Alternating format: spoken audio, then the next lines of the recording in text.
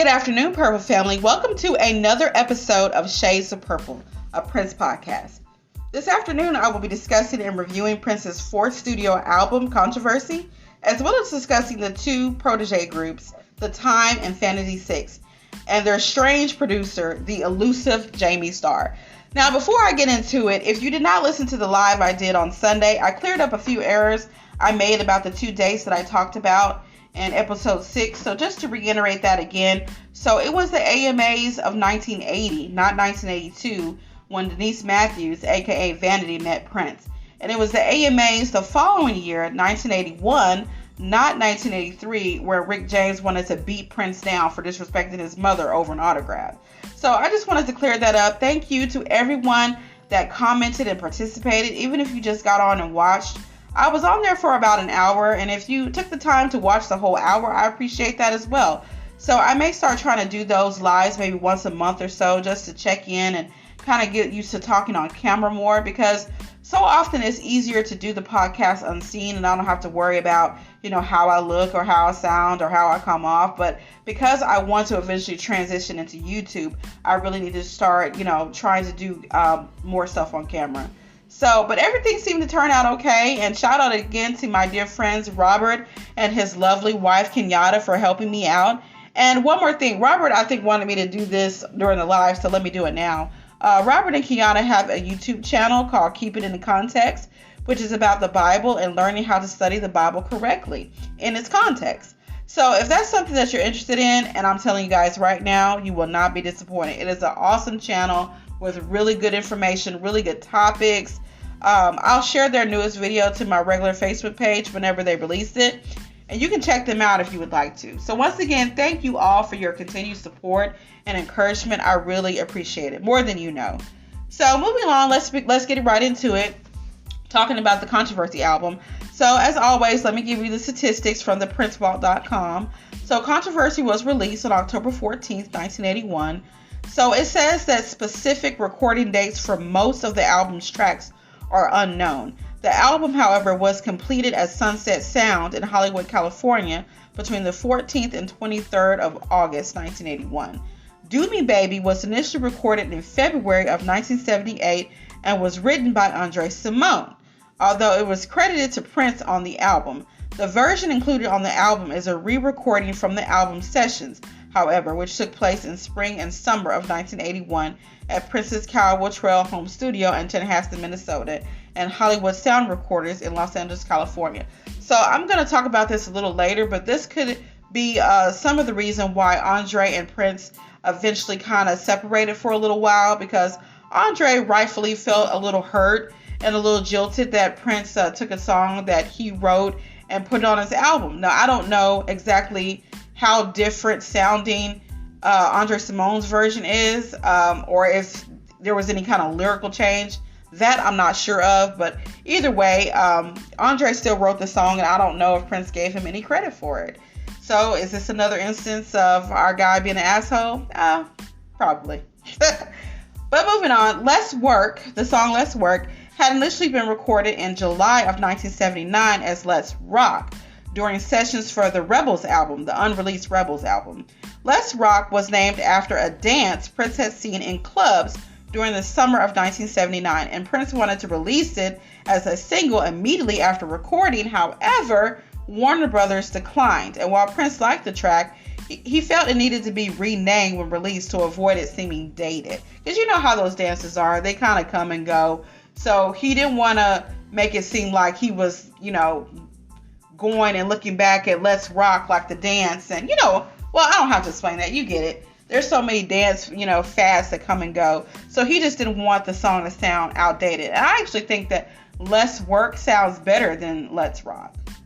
Private Joy was the last song recorded on the 16th of August, 1981 at Sunset Sound during a week of final work on the album following some equipment problems at nearby Hollywood Sound Recorders, making the first Prince track recorded at Sunset Sound, where Prince would continue to work throughout the 1980s and return again in 2008. So Private Joy would be the very first song that Prince would record at Sunset Sound. So moving on, Controversy was largely a solo recording project by Prince Although Bobby Z on drums, Lisa Coleman on keyboards and background vocals, and Dr. Fink on keyboards all appeared on the final track, Jack You Off. Additionally, Lisa Coleman also sings background vocals on Controversy and Running Talk to Russia.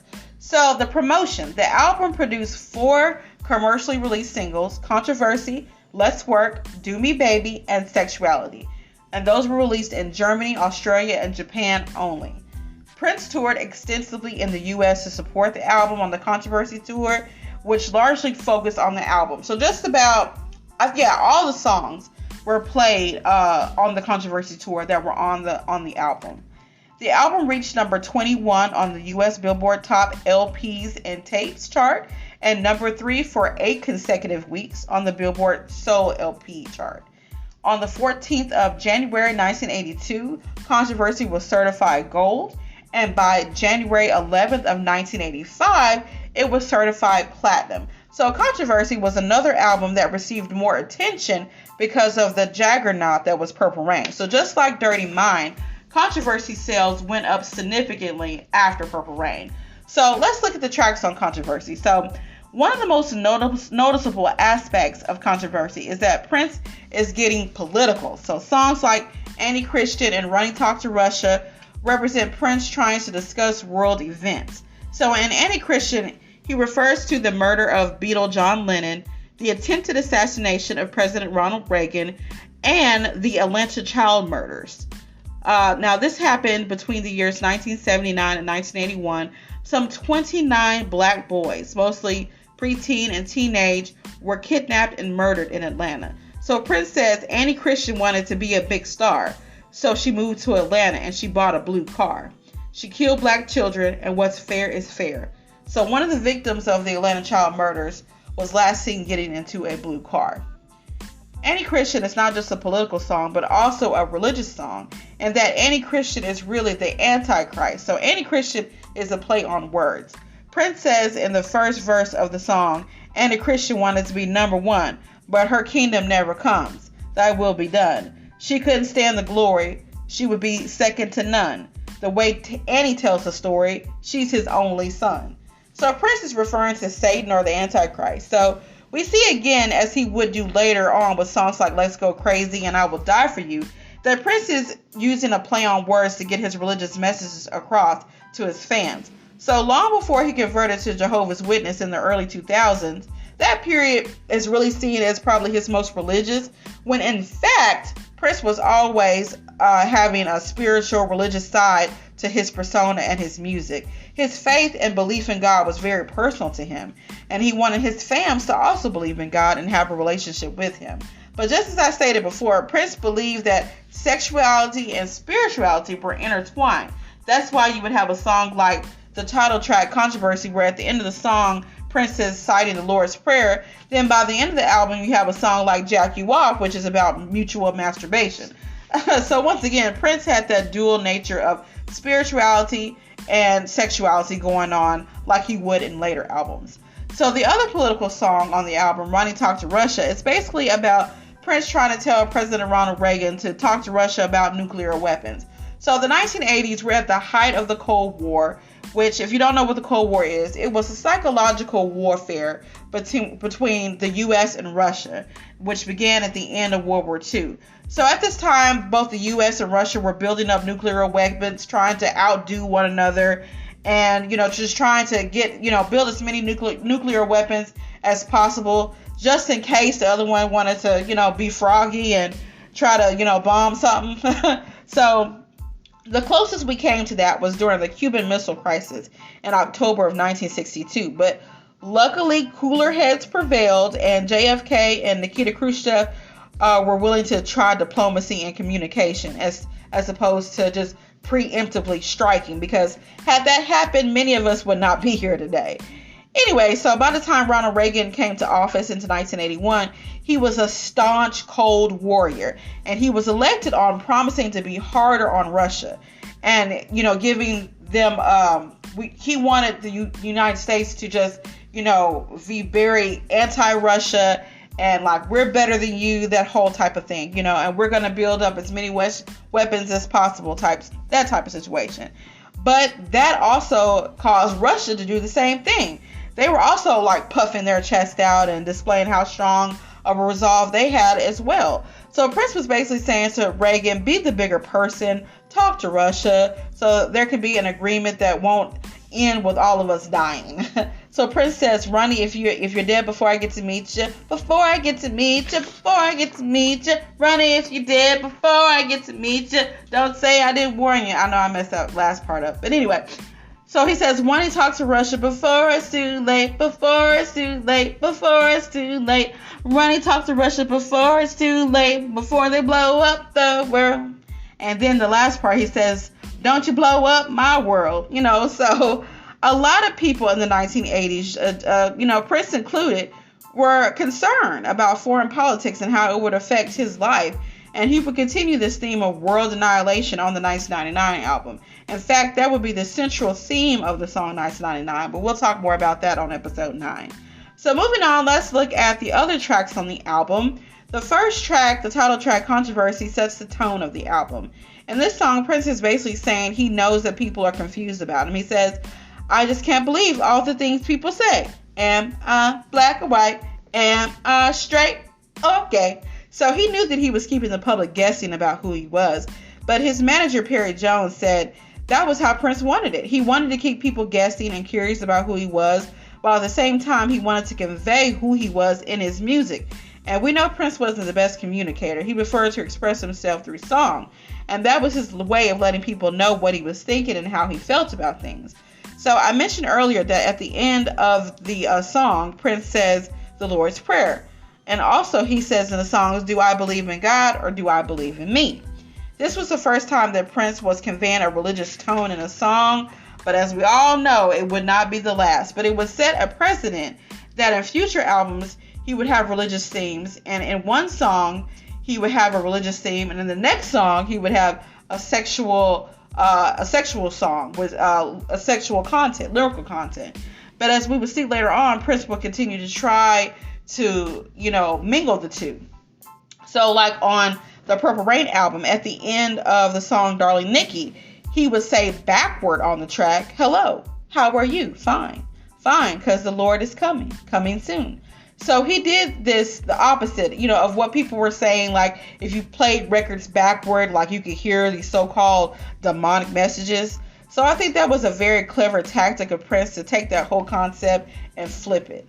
So the next track, Sexuality, reminds me a lot of the song Uptown off Dirty Mind, because he's talking about the freedom to be oneself while trying to be aware of the type of people and environment you're in, or the type of environment you're creating for others. His most famous line in the song, Reproduction of a New Breed Leader, Stand Up, Organize, takes on a political tone, and that to me, he's expressing the fact that the current generation is a completely new type of animal. And the leaders of today need to get organized to take on the challenge of training this new generation. Now, that's just my opinion, what he's saying. I could be wrong, but I think I'm close, because a couple of verses later, he says, don't let your children watch television until they know how to read, or else all they'll know how to do is cuss, fight, and breed. So he was saying, raise your children up to appreciate education instead of following what they see on television. Now, we all know the television set has long been a babysitter to several generations now. So Prince was saying, let's get away from that.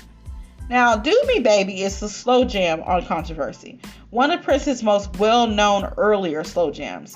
As stated earlier, Do Me Baby may have played a role in Prince and Andre Simone's falling out.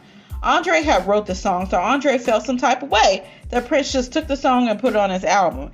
There were some other factors and reasons why Andre wanted to break away from Prince, but this did not help their friendship. They would make up years later, but it was around this time that they were getting ready to separate for a little while. By the time Controversy came out, Andre had already left the band, so this just further added to their rift, unfortunately.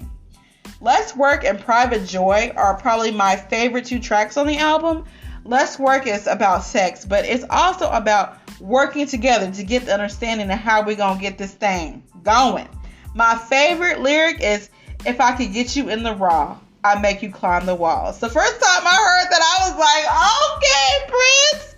So Let's Work basically speaks for itself. I love the beat of the song and its overall vibe. It's a bop, as the kids would say. My other favorite song is Private Joy, which was supposedly inspired by his relationship with Susan Moosey. Susan had been his girlfriend somewhere between the Prince and Dirty Mind albums all the way up into Controversy, and maybe even a little after that. Susan was another girl who was around Prince for several years, and how long they actually dated is unknown because Prince was also seen dating and most likely sleeping with other women. So at some point they just became friends again.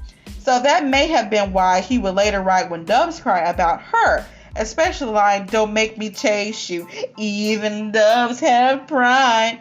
When I found out that Susan was allegedly the muse behind When Doves Cry, I thought about that line. And to me, that indicated that he may have wanted to get back with Susan, and she wasn't having it. But more on their relationship on episode 8. My favorite line in Private Joy is, if anybody asks you, I'm sorry, I gotta sing this one. If anybody asks you, you belong to Prince. Come on, baby, get up. And when I heard that, I was like, okay, I like that idea too, Prince. That sounds like a winner. So, 2 great songs. So finally, the last track, Jack You Off, is a rockabilly song about mutual masturbation. And to me, it's just a vulgar song just for the sake of vulgarity. And maybe that was Prince's intention, but after Dirty Mind and songs like Hand and Sister, yeah, Jack You Off is not as bad. On The Detail, which is a YouTube channel dedicated to all things Michael Jackson, on one of the episodes, and they've had a few episodes talking about Prince and Michael Jackson's rivalry. On one of those episodes, so apparently Michael Jackson finds out about the song Jack You Off, and he says I can't remember who it was that he was talking to, but he says, people write songs about that? That's so private. Maybe I should write a song about that. No, MJ. As my friend Dale would say, that is not your ministry, boo. No. And I'm glad he didn't. But he decided to just, grab his crotch 1,000 times instead. And that worked for him. That worked for him. But you writing a song about Jack, now that I think about it, though, I don't know. I can't see Michael Jackson writing a song about masturbation. But you would think that because he liked to grab his crotch so much, that he would write a song about masturbation. Am I tripping? Okay, maybe I'm tripping. Let me move on. Anyways, moving on. So Prince's contract with Warner Brothers allowed him to produce other acts, which worked well for Prince because he has so many songs that he wanted to put out that would be too many to go on one of his own albums. So with the time in Vanity 6, it allowed Prince to get all the songs that he couldn't put on his albums, though some of those songs I think he should have kept, but we'll talk about that another day. So I kind of already briefly discussed how the time was formed in episode 4, but I'll go ahead and briefly discuss it again. So Morris Day and Prince were hanging out at Prince's house jamming one day, and Morris started up a groove to a song that Prince really liked. So Prince offered Morris like $20,000 for the song, or he could help Morris get a record deal. So Morris took the record deal. Now, up until this time, Morris was basically Prince's photographer and roadie while touring. So, and Morris, initially he thought that he was going to be a part of the band because he thought that he was a better drummer than Bobby Z. So he thought surely that Prince would choose him. But what he failed to realize at the time was that Prince wasn't trying to form a funk or R&B band. He was trying to play the music that, he wasn't trying to play the music that they had played in Grand Central. He was looking to break into the mainstream, and the only way he believed he could do that was to have a multiracial band, and I talked about that in episode 4. So for reference on that or more on that, you can go and listen to that if you want. But moving on, so Morris got the green light from Prince to form his own band. So he went back into his roots and he recruited the members of Flight Time, a band that had been a rival of Grand Central. So the members of Flight Time were Jimmy Jam on keyboard, Terry Lewis on bass guitar, Monty Moore on keyboard, and Jelly Bean Johnson on drums. Morris would also recruit Jesse Johnson as a guitarist. And he knew Jesse Johnson because Morris had formed his own band called Enterprise after Champagne, formerly known as Grand Central Corp, broke up.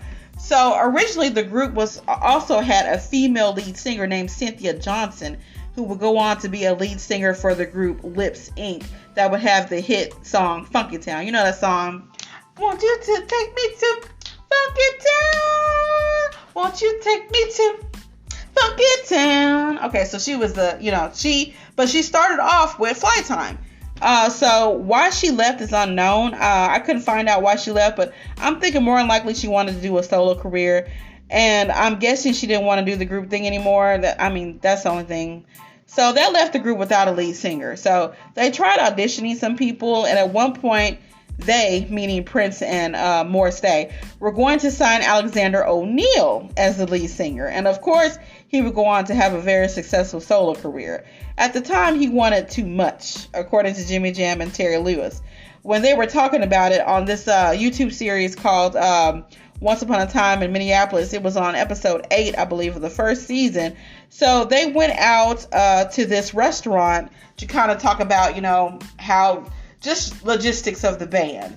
And so Alexander O'Neal, who refers to himself in the third person, said he needed a house with a pool. He needed a certain amount of money.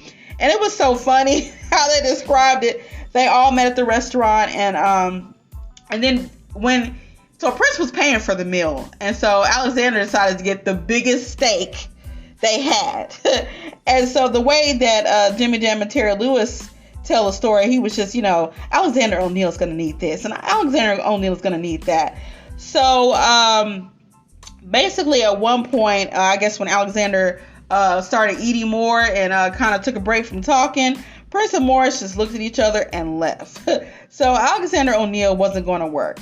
Later, this would inspire one of Prince's aliases, Alexander Nevermind, which speaks for itself. So later on, I think he was Alexander Nevermind when he did the Bangles, Manic Monday. I think he put himself down as Alexander Nevermind, and people are and it's mostly believed that this is where he got this name from, Alexander Nevermind, because Alexander O'Neal was just doing the most. And it is so funny. So if y'all go, I posted it on a Facebook page, please go and take a look at it.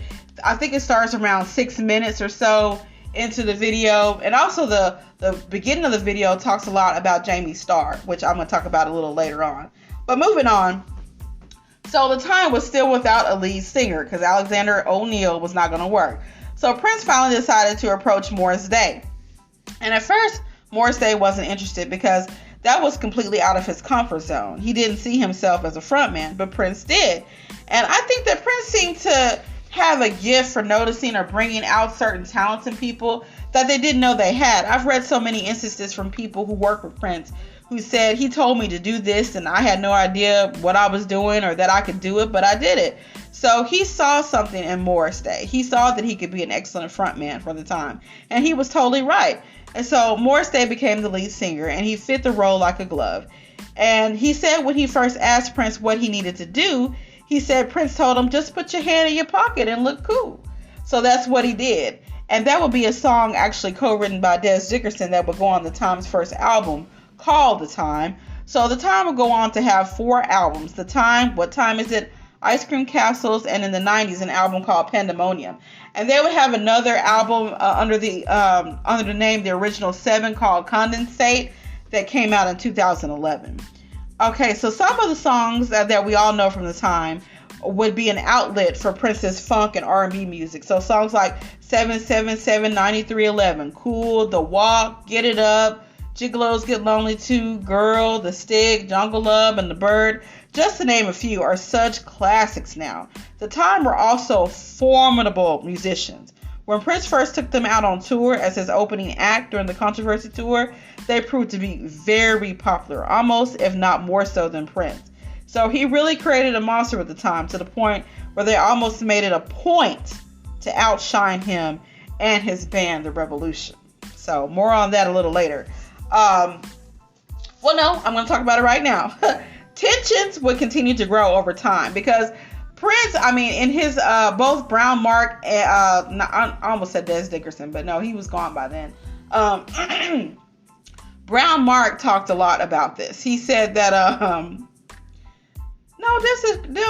Des Dickerson was around. Yeah, he was. I'm tripping. I'm tired, y'all. I just got off from work, so let me get my thoughts together. So, yes, Des Dickerson and Brown Mark in both of their books talked about how the Time would just be killing it on stage as the opening act. And Prince was getting there were some times where Prince were getting a little nervous because, Des would say something or Brown Mark would say like, hey, the Time, And so Prince was starting again, I think, in his feelings a little bit. And so the tensions would continue to grow over time between the two bands until the last day of the Controversy Tour in Cincinnati. On March 14th, 1982, there was a food fight that would take place as soon as Prince and the Revolution got off stage. So Prince actually started it. Him and the members of the Revolution were throwing eggs during the Time's performance. And at one point, Big Chick, which is Prince's Hulk Hogan looking bodyguard, pulled Jesse Johnson from the stage, cuffed him to a clothes rack in a dressing room in the back. And Prince replaced Jesse on stage. And then after the Time set ended, Prince told the Time they could not do anything to him while he was on stage. So of course the Time was heated. So as soon as Prince and the Revolution got off stage, the food fight started. The Time got dressed up in trash bags and they just got to throwing stuff. And it got pretty wild from just listening to Morris and Jesse and Matt Fink and Bobby Z and others describe what happened during the fight. That's on the episode 9 of the series Once Upon a Time in Minneapolis. So I did put that video as well on Facebook. And they started talking about the fight at about 5 minutes and 11 seconds into the video. So the messed up part was that after the food fight ended, Prince blamed Morris and made him pay for everything. So Morris had to pay like $5,000 in damages. And $5,000 back then was a lot of money. It's still kind of a lot of money now, but it was definitely a lot of money back then. So as you can imagine, Morris wasn't too happy about that, but things were just going to get worse. Because a year later, Jimmy Jam and Terry Lewis would get fired from the band by Prince for working with another act, causing them to miss a show. They were in Atlanta working with the SOS band. So the members of the Time, particularly Morris Day, Jimmy Jam and Terry Lewis, and Jesse Johnson, all wanted to write their own material. They were tired of Prince writing everything, but Prince, being the control freak that he was never going to allow the band to do their own without his approval. So Jimmy Jam and Terry Lewis were interested in producing and writing for other artists and other bands, but Prince would not allow them to do that. So they had to sneak down to Atlanta to work with the SOS band, and they thought they had enough time to make it to the next show on the Triple Threat Tour in San Antonio that was scheduled for March 24th, 1983, but a snowstorm of all things canceled their flight, so they were stuck in Atlanta. So at the show in San Antonio, Prince ended up having to play the bass off stage, while Jerome Benton had to mimic playing the bass on stage, and Lisa Coleman stepped in for Jimmy Jam on keyboards. So about a week or so later, he fired them from the band. This really hurt Morris because Morris believed that the Time was his band, but he discovered that the buck always stopped with Prince, and he was the leader, and he had the final say with everything. So after that, Morris really became disillusioned with the band, and even though Prince would replace Jimmy Jam and Terry Lewis, the Time was never the same after they left. And by the time Purple Rain would start filming, Morris was just going through the motions. He wasn't really there mentally anymore. He was also dabbling with drugs at this time. So the Purple Rain era for Morris was kind of a dark time for him. And he will reflect back in his memoir, On Time, A Princely Life in Funk, another book I read.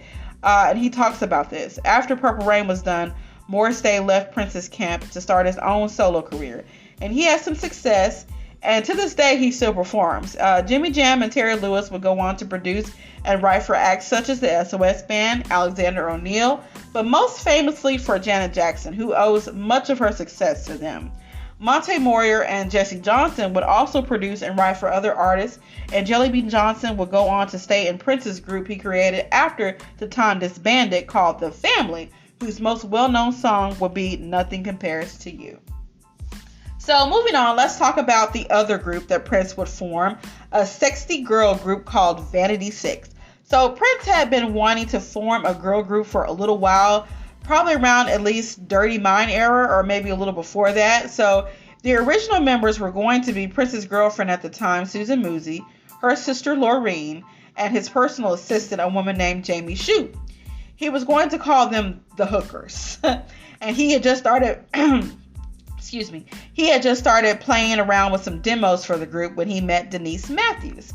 They started dating soon after they met, and he approached her about joining the group, which she agreed to do. So Jamie Shoup dropped out, and later so was Susan's sister Laureen. So that left 2 openings. So the other opening filled after Denise Matthews joined was a woman named Brenda Bennett, who was the wife of Prince's tour set designer Leroy Bennett.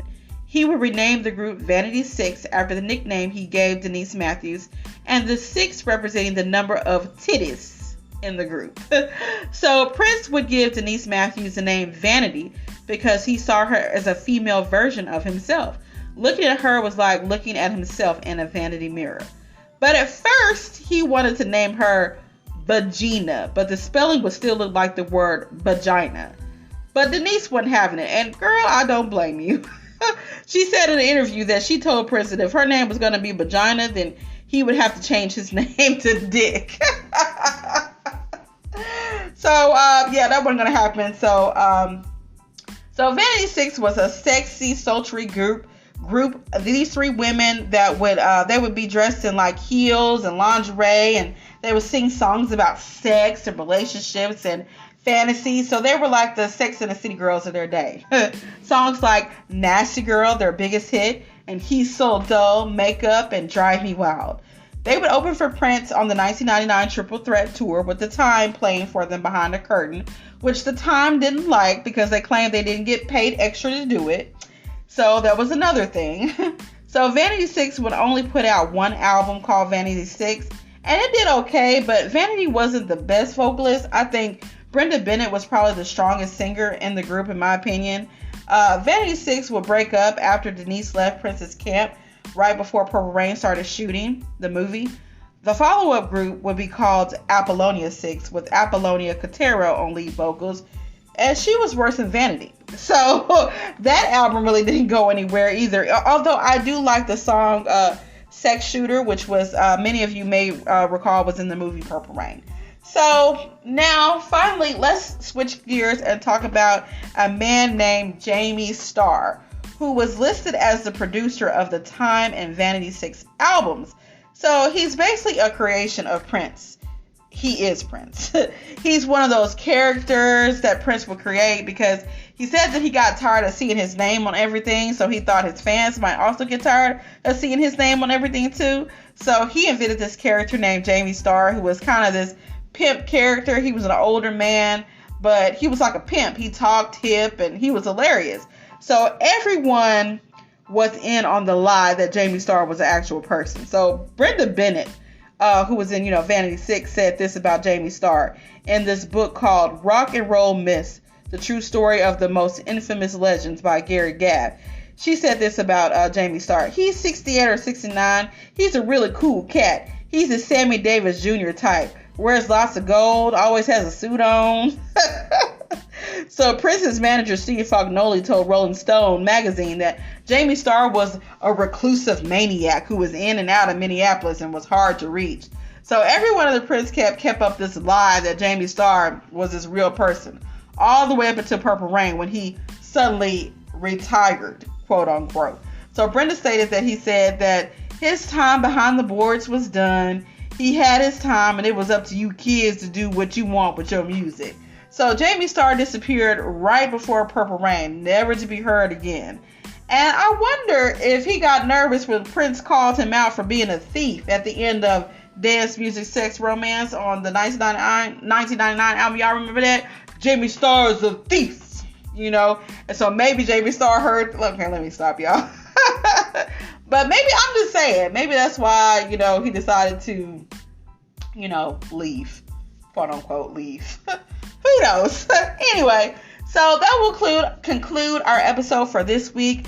Next up in episode 8, y'all, I'm going to be spilling some hot tea, all the hot tea that I can find about Prince's love life during the 1980s. So until then, peace and be wild, and may you live to see the dawn. Bye.